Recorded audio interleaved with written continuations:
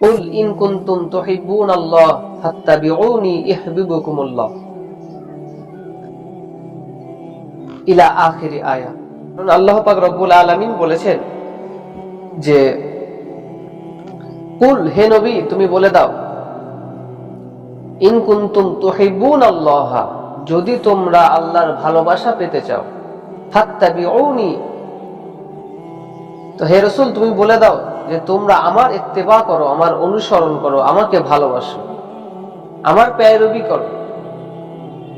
ইউহিব্বুকুমুল্লাহ, দেখবে আল্লাহ তোমাদেরকে ভালোবেসে দেবে। আর আল্লাহ ভালোবেসে তোমাদেরকে কি উপহার দেবে? ওয়ায়াগফির লাকুম যুনুবাকুম, তোমাদের জীবনের সমূহ গুনাহগুলোকে আল্লাহ মাফ করে দেবে। আল্লাহু গফুরুর রহিম, কারণ তিনি অধিক ক্ষমাশীল, তিনি মেহেরবান, তিনি দয়ালু, তিনি দাতা, তিনি করুণাময়, তিনি করুণাময়ী। এই বিষয়ে আপনাদের সম্মুখে একটি ঘটনা আল্লাহ রাসূল সাল্লাল্লাহু আলাইহি সাল্লামের জীবনের পেশ করব।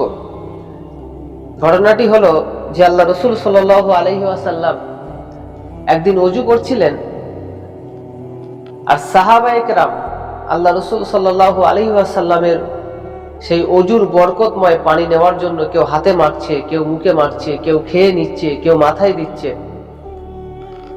তো আল্লাহ রাসূল এই দৃশ্য দেখে হতবাক হয়ে গেলেন। তিনি অবাক হয়ে সাহাবাদেরকে জিজ্ঞাসা করলেন, হে আমার সাহাবারা, মা ইয়াহমিলুকুম আলা হাযা, তোমরা এই রকমটা কেন করছো? আমার ওযুর পানি নিয়ে কেউ মুখে মাখছো, কেউ খেয়ে নিচ্ছ, কেউ গায়ে মাখছো, কেউ মাথায় মাখছো, এর কারণটা কি? কি জন্য তোমরা এরকম করছো? তো সাহাবারা উত্তর দিলেন, ইয়া রাসূলুল্লাহ, হুব্বান লিল্লাহি ওয়া লিরাসূলিহি, আল্লাহ এবং তার রাসূলের ভালোবাসার জন্যই আমরা এই রকম করছি। সুবহানাল্লাহি ওয়া বিহামদিহি। তো আল্লাহ রাসূল বললেন, শোনো আমার সাহাবা, যদি তোমরা মনে করো আল্লাহ এবং আল্লাহ রাসূলের ভালোবাসা যদি তোমরা পেতে চাও, এবং তোমরা আল্লাহ এবং আল্লাহ রাসূলকে যদি ভালোবাসতে চাও, তাহলে তোমাদেরকে দুটি কাজ করতে হবে। প্রথমত, আসদাকাল হাদিস ইজা হাদ্দাসা, সর্বদাই সত্য কথা বলবে, মিথ্যাকে কোনোদিন প্রশ্রয় দেবে না, জিন্দেগিতে কোনোদিন মিথ্যা কথা বলবে না। কারণ আসসিদকু ইনজি ওয়াল কিযবু ইহলিক, আসসিদকু ইনজি ওয়াল কিযবু ইহলিক, কারণ মিথ্যা মানুষকে ধ্বংস করে আর সত্য মানুষকে বিজয় দান করে।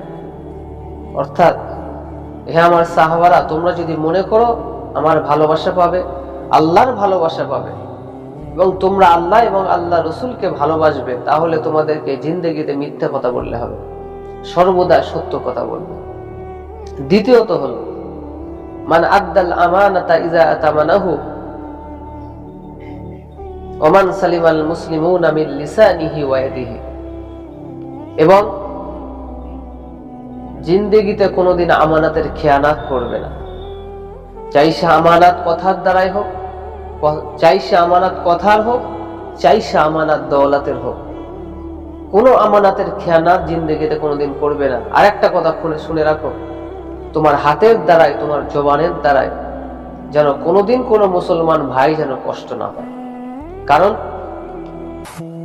তোমার জবানের দ্বারাই যে কষ্টটা অপর মুসলমান পাবে, তোমার এই একটা কথার মাধ্যমে তার অন্তর যদি ছিন্ন বিচ্ছিন্ন হয়ে যায়, টুকরো টুকরো হয়ে যায়, তাহলে তোমার জিন্দেগির সমস্ত আমলকে আল্লাহ বেকার করে দেবে।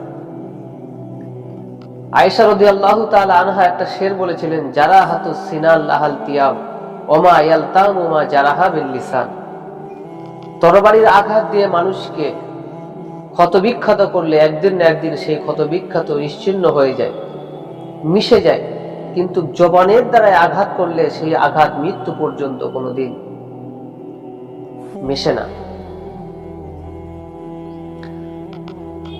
তো আল্লাহ রাসূল সাল্লাল্লাহু আলাইহি ওয়াসাল্লাম বললেন যে তোমার জবানকে সংযত রাখবে, কারণ এই জবান মানুষকে জাহান্নামের পথে ঠেলে দেবে। তোমার একটা মুখের মিষ্টি কথা সমস্ত পৃথিবীর মধুকে যদি এক জায়গায় করা হয়, সমস্ত মধুকে তোমার একটা মিষ্টি কথাকে হার মানিয়ে দেবে। আর তোমার মুখের একটা তিক্ত কথা পৃথিবীর সমস্ত তেতোকে যদি সমুদ্রের পানিতে ফেলা হয়, জানা তেতো হয়ে যাবে। তার থেকে অধিক তেতো হলো তোমার মুখের সেই তিক্ত কথা, যার দ্বারা মানুষের অন্তর আঘাত পায়, যার দ্বারা মানুষের অন্তর ক্ষতবিক্ষত হয়। তো এটাই হলো আল্লাহ রসুলের সব থেকে বড় আদর্শ। আল্লাহ রসুল সাল্লাল্লাহু আলাইহি ওয়াসাল্লাম জিন্দেগিতে কোনোদিন কাউকে আঘাত দিতেন না।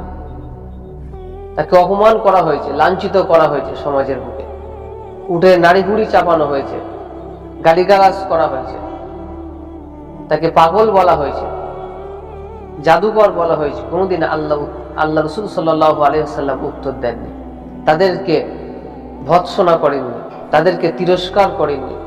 তার আদর্শের দ্বারা কোনোদিন তারা খারাপ, আল্লাহ রসুলের নিজের আদর্শের মধ্য দিয়ে তিনি তাদেরকে ইসলামের দাওয়াত দিয়েছিলেন। কোনোদিন তাদেরকে বড় কথা বলে, কথার দ্বারা কোনোদিন তাদের আঘাত করে।